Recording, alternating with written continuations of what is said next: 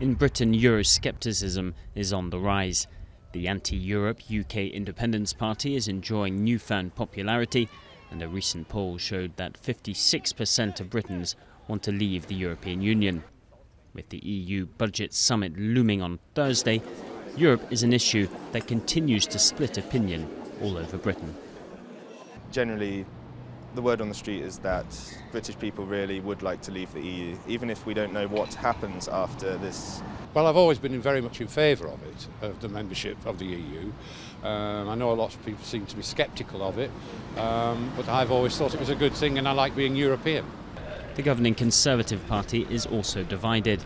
Those like Prime Minister Cameron talk up the advantages of remaining alongside countries like Germany within the EU fold.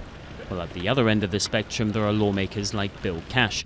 The veteran Tory led a revolt against his own government in the early 1990s, and 20 years on, his views haven't changed.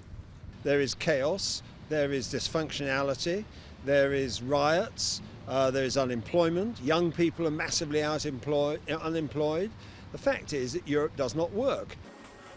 As the economic crisis continues to bite, Cash, like many of his Eurosceptic brethren, wants a referendum on Britain's EU membership. The question should be about a new relationship, which is about retaining our trade with Europe and having some political cooperation, but not European government. It is out of the question.